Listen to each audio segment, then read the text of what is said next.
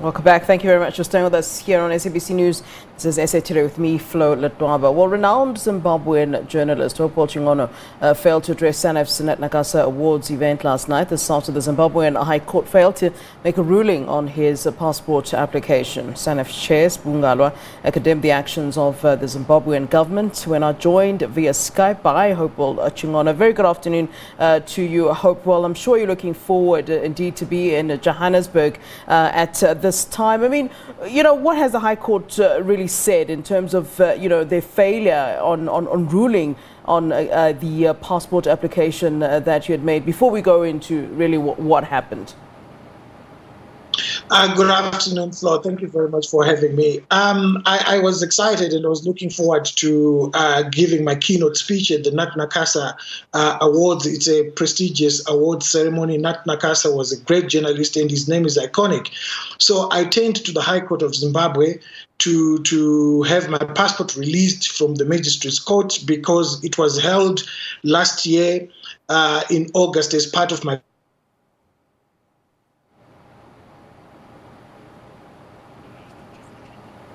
All right, we are hoping that he will certainly be able to come back on the line with us, but he was indeed meant to be in Johannesburg yesterday evening. Hopewell Chinono had said that many African journalists are being persecuted for exposing the looting of public funds. I've also been taking a look at some of his social media updates throughout the time that he's been waiting to be coming to join us here in Johannesburg. Let's try to catch up with him and see if we can get him indeed on a better line. Hopewell, good afternoon once again to you.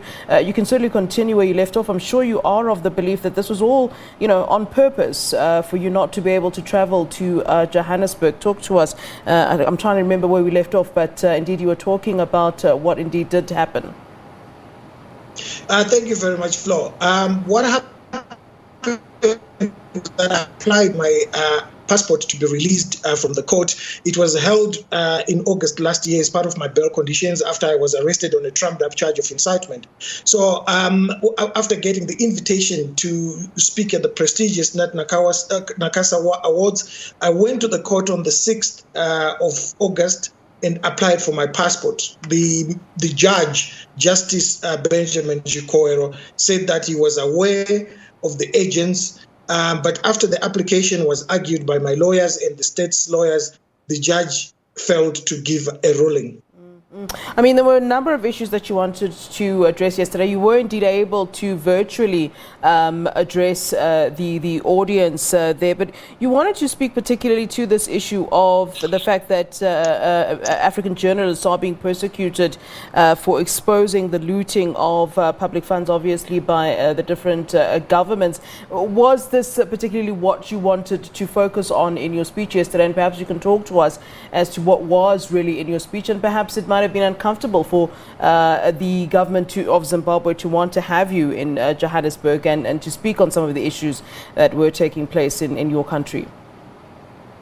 Well, after getting the invitation, the comparisons between what I'm going through and what other African journalists are going through on the continent and are so similar to what Nakasa went through in the 60s in South Africa. Yeah. So my speech was going to be focused on that and to talk about the tribulations that we go through when we try to expose the abuse of human rights by African governments and the looting of public funds by African governments. You get incarcerated, some even get killed.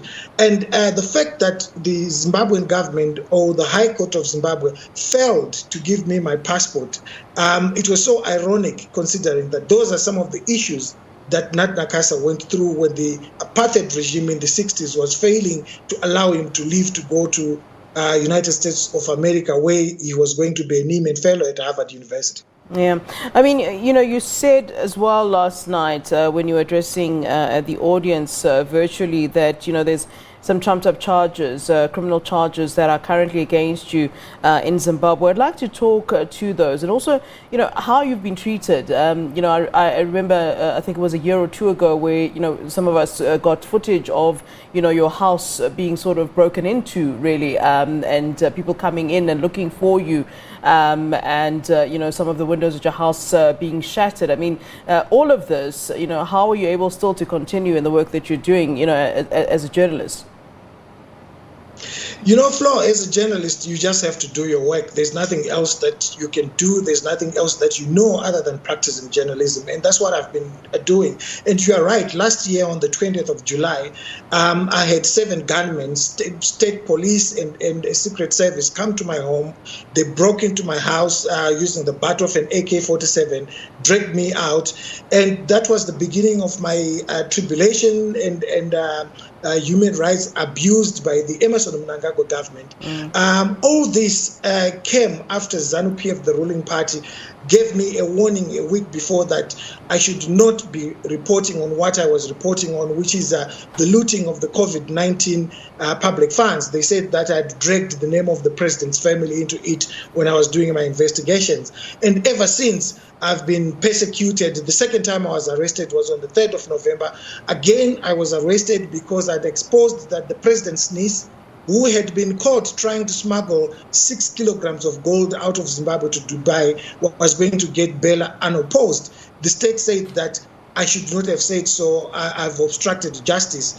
And when I came back from South Africa in January on the 8th, of 2021, again, I was arrested, this time for something that I didn't even do.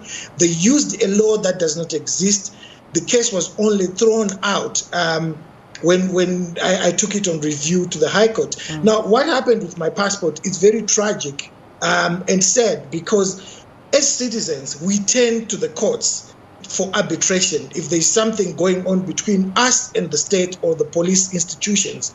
But when the court fails to be an arbiter, there is nowhere for me to turn to. And again, it points towards the abuse of procedure that we've always been talking about.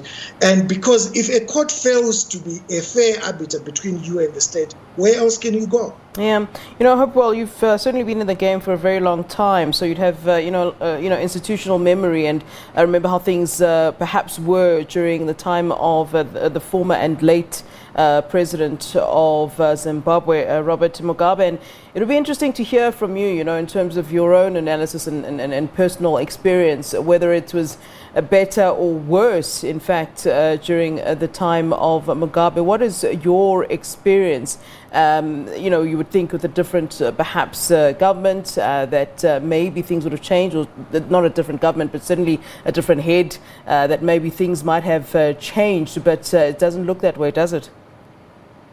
No, it doesn't look that way at all. We were wrong in thinking that Mugabe was the sole architect of our problems. In fact, Mugabe has turned out to be only the spokesperson of a system that is repressive, that is corrupt, that thinks nothing else except looting of public funds and plunder of the nation's natural resources. And when Mugabe left, what has happened is that instead of getting a change for the better, we've gotten a change for the worse. We can now see that those that were behind Mugabe were the ones who were crafting what Mugabe was doing. And when he left, they've become more crude, they've become more rabid, and they've become more ruthless. All right. Hopewell, certainly wish you all of the best, and certainly very sad that you weren't able to be with us here in South Africa yesterday as you would have liked. All the best to you, and please do keep safe. Thank you very much. All right. That is journalist Hopewell Chinono speaking to us from Zimbabwe there via Skype. Well, Zambian opposition